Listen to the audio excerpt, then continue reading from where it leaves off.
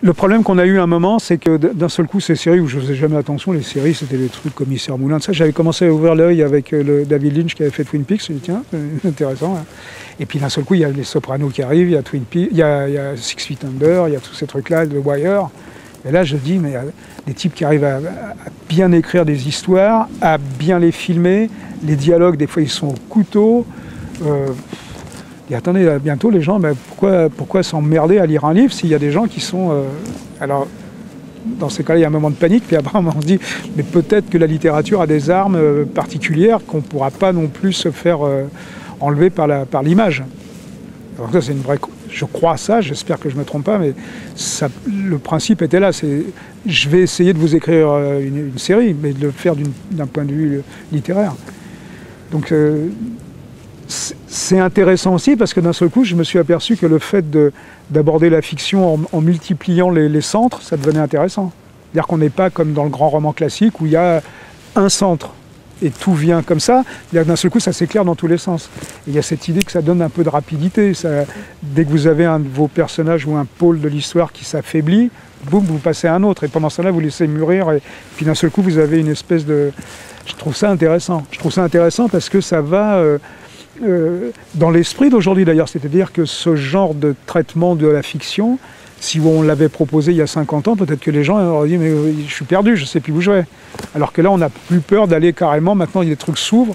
Je me souviens de l'ouverture, je ne sais pas si vous avez vu, de Breaking Bad, qui était aussi une série super, cette espèce de bus mobil-home qui arrive dans le désert comme des dingues, le type qui sort en slip avec un masque à gaz, et lui, qu'est-ce qu'il nous fait, quoi? C'est génial, il y a une espèce de liberté et puis d'envie de s'amuser en même temps. Et ça, je trouve qu'en France, on manque de ça. Et les Américains, avec cette idée qu'on peut être en même temps un très bon écrivain et en même temps faire de l'entertainment. Why not? Pourquoi pas? Oui, bien sûr. Pourquoi être spécialement... Est-ce que c'est parce que vous allez prendre votre personnage et que vous allez le faire marcher de long en large sur une plage avec des pensées très intéressantes que vous allez être meilleur que celui qui arrive en mobil-home dans un désert et d'un seul coup, on se rend compte à la fois dans tous les Sopranos, tout ça, ça va très très loin. Moi, pour embêter un petit peu le milieu, je disais que dans les Sopranos, il y avait certains épisodes qui me faisaient penser à du Beckett, par exemple. Et c'était pas faire du mal à Beckett de dire ça. C'est simplement de montrer qu'aujourd'hui, on pouvait atteindre ce niveau peut-être pas de perfection, mais pas loin, dans les dialogues et dans une scène, au milieu d'une espèce de fiction où c'est plutôt rigolo, c'est la mafia, tout ça, mais à un moment, vous avez les seconds couteaux qui sont perdus dans la forêt, dans un car, dans leur minibus, là, et tout l'épisode va se passer pratiquement là-dedans. Et là, c'est du Beckett. Et là, c'est... Bien sûr, mais je trouve qu'ici, enfin en France en particulier, on a peur de ça un peu. On a peur de... Ça touche un peu à la télé, puis la télé c'est un peu vulgaire, quoi. Si on est un auteur sérieux chez Gallimard, on ne parle pas des trucs qui ont un rapport avec la télé, c'est pas bien la télé, c'est un truc...